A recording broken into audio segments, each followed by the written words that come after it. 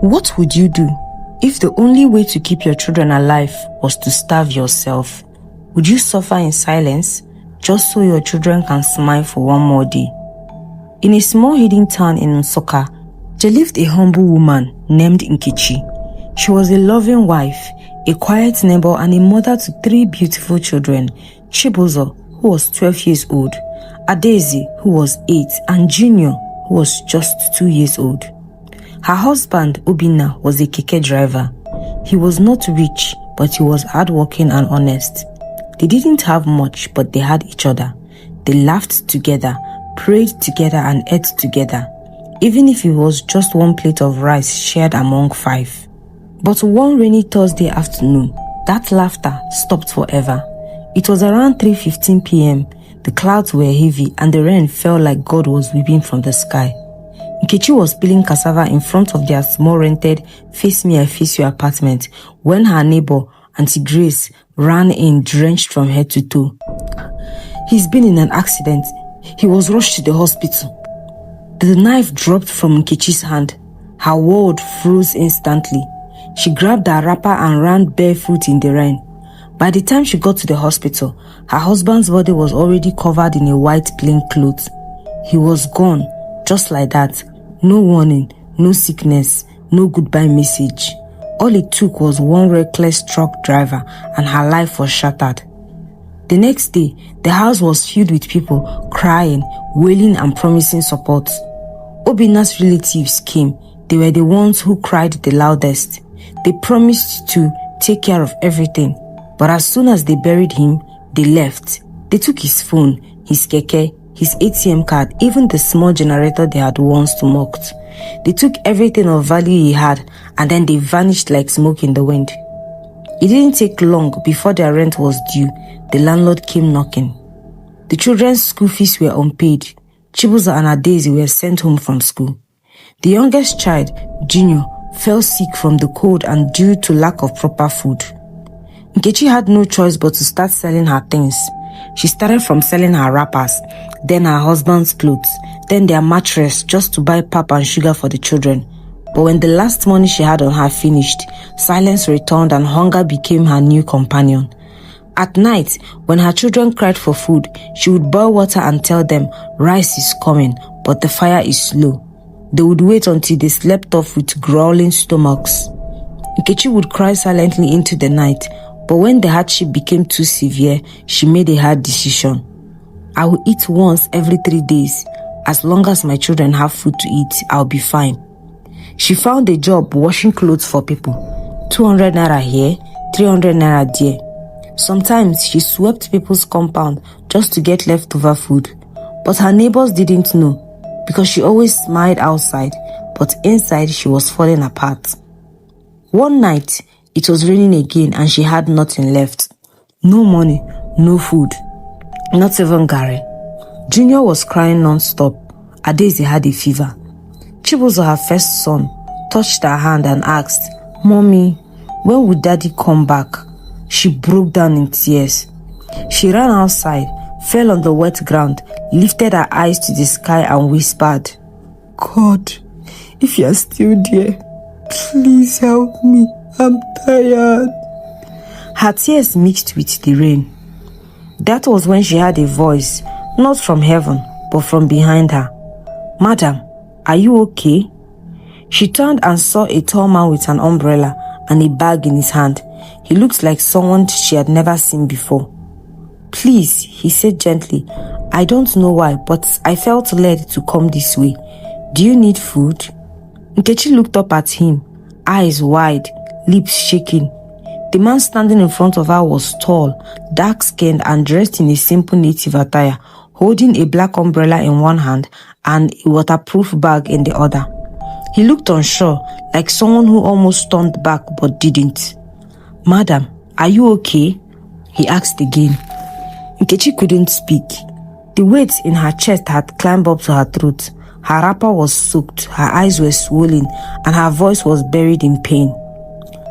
I don't know why I came here," he said, stepping closer, "but something in my spirit just kept pressing me. Do you need help?" Nkechi finally found her voice. She whispered, I've been asking God for help. Are you him? The man chuckled softly and knelt beside her. No, ma. My name is Ikenna Okafor. I'm not God, but maybe he sent me. Ikenna led Nkechi to where he parked his car. He opened his boot and brought out a bag of rice, a loaf of bread, 1 carton of noodles, a bottle of vegetable oil, beans, and baby milk. Then he handed her 5,000 naira. Ma, I don't have much, but please manage this for now. Nkechi held the money like it was gold. Her hands trembled, her lips shook. God, thank you. She hugged him tightly, crying on his shoulder. Ikenna, unsure of what to do, just patted her back. That night, for the first time in 2 weeks, the children had food in their bellies, hot noodles and bread with butter. Junior licked the pot. Adaeze kept saying, "This is the best food ever." Chibuzo looked at his mother and whispered, "Mommy, I told you God didn't forget us." The next morning, Nkechi woke up to the smell of akara. She came outside only to see Ikenna again, this time standing with a food flask and bottled water. "I thought I'll check on you people again," he said. Nkechi smiled, looking embarrassed. "Sir, you've done more than enough." But he waved her off. "No, ma. I've seen pain before. I lost my sister to poverty because no one helped her on time. I can't see someone suffer again and walk away." As he handed the food to her, she asked softly, "Are you married?" Ikenna laughed. "No, not yet. My mother is still praying." They both laughed, a small shy laugh. Something warm flickered in Nkechi's chest, but she pushed it away. She had bigger problems to worry about. That same week, Ikenna spoke to someone he knew, the owner of a local bakery. He got Nkechi a job as a cleaner. The salary was 1,500 per day, plus bread. The first day she received her pay, she held the cash and cried behind the bakery building. "God, thank you for remembering me again. Thank you, God." She ran to buy foodstuffs, medicine for Junior, and small slippers for Adaeze. When she handed Chibuzo 500 naira to take back to school, the boy broke down in tears. "I'll never let you down, Mommy," he said. "I promise." The more Ikenna helped, the more people started to talk. The compound gossiper, Ebere, said loudly one morning, "This widow don't hook one correct man, no. Now so them they do. Cry small, open wrapper. Next thing, man go dey cook for him." Nkechi heard it, but she pretended she didn't, even though it pierced deep into her heart. She met Ikenna at the gate that evening and said quietly, "Don't come here again, sir. People are talking. They are saying things." Ikenna frowned. "What things?" "People will spoil your name. You're a good man. I don't want to be the reason you get into trouble." Ikenna kept quiet for a while, then said slowly, "If I listened to people, I wouldn't be who I am today. Let them talk." "So aside from talking, have they done anything to help you?" "No, right? Good. Let them keep talking. I came here for you and the children, and not for anyone else." That night, Ikenna returned with a bag of old but neat clothes for the children. They all sat outside, eating puff-puff and laughing at each other. Suddenly, Ikenna grew quiet. He said, "Can I tell you something?" Nkechi nodded. "My sister died at the age of 21. She was pregnant, alone and hungry. My mother never forgave herself. That's why I help mothers now. That's why I'm here." Nkechi reached for his hand. "You're not just helping us," Nkechi said. "You are healing me." Just as things started to look brighter, trouble knocked again. Uncle Ejike, Obina's older brother, returned, this time with 2 policemen. He claimed that Nkechi had stolen the house rent Obina paid in advance before his death. It was a lie, but he had papers to back it. The police told her she had 48 hours to vacate or she would be evicted. Nkechi begged, cried and tried to explain, but no one listened. Even Ebere said, "I talk am, trouble go still meet her." The next morning, just before the 48 hours expired, Ikenna returned with someone, a woman, tall, elegant and dressed like a lawyer. She walked straight to the landlord and to the officers and said, "My name is Barrister Uju. I represent Mrs. Nkechi Obina now, And if anyone tries to move her or her children illegally, we will sue for harassment, defamation, and illegal eviction. The policeman stepped back. The landlord froze and Uncle Ejike's mouth hung open. Then Barrister Uju turned to Nkechi and said calmly, "Madam, you are not going anywhere." After Barrister Uju stood up for her, the entire compound changed their attitude overnight. The same Mama Ebere who once called her a sharp widow now greeted her with fake smiles and oversweet compliments. "Ah, Nkechi baby, you are looking fresh, oh. This your lawyer friend na God send, oh." The landlord, Babajide, apologized publicly and begged her to stay. But Nkechi didn't trust the sudden change. She smiled, nodded, and quickly began to pack her things. Because Ikenna had made arrangements for her to relocate to a better place. A cleaner compound, 2 rooms, and an actual toilet that flushed. When Ikenna brought the car, the children danced like it was Christmas. Neighbors stood by, watching in surprise as Nkechi loaded her small bags and waved goodbye. Nkechi didn't say much. She just gave a long look to Mama Ebere, nodded politely and said, "God bless all of you, even the ones who waited for me to fail." Then she got into the car and they drove off. Their new home was simple, but it felt like a palace. Painted walls, a tiled floor, a small veranda, and peace. The first night there, Nkechi stood in the middle of the room and wept, not from pain, but from gratitude. The children jumped on the mattress and screamed, "We have space, Mommy, we have space." Even Junior stopped crying at night. He now had his own little cot and baby pillow. With Ikenna's support, Nkechi was able to register a small food selling business. She started with cooking rice and beans, fried plantain and stew in front of the compound. At first, sales were low, but one day, a woman from the neighborhood tasted her food and shouted, "Ha! This food na winch cook am." Everyone laughed, but the compliment stuck. Soon, people came from across the street to buy, and that's how her food business began to grow. She made enough money to send Ades and Chibozo back to school. She even started saving again, 500, 1,000, any small amount of money she could spare. For the first time since her husband died, she had hope. One hot Saturday, as she was stirring a big pot of beans, she saw a shadow approach. She stood and froze. It was Uncle Ejike. This time, he wasn't with police or papers. He came alone, wearing a dusty brown shirt. His eyes looked tired. His voice was low. "Nkechi, please, I came to beg." But she didn't say a word. He continued, I lost my job. My wife has left. Things are hard. I'm not here for money. I just want forgiveness." She looked at him for a long time. Her mind flashed back to the day he tried to evict her illegally, to the shame, the threats, the hunger. Then she remembered something her mother once told her. "Don't inherit bitterness. It will kill you slowly." She sighed. "I forgive you, Uncle," she said quietly, "but don't ever forget how you made us feel. If I had died, would you still be begging me now?" He nodded slowly. "No, I wouldn't. I'm sorry." She gave him food and he sat on the ground and ate with his hands silently. As time passed, Ikenna became a regular presence in her life. He helped with school runs, brought birthday cakes for the children, even changed Junior's diapers when she was too tired.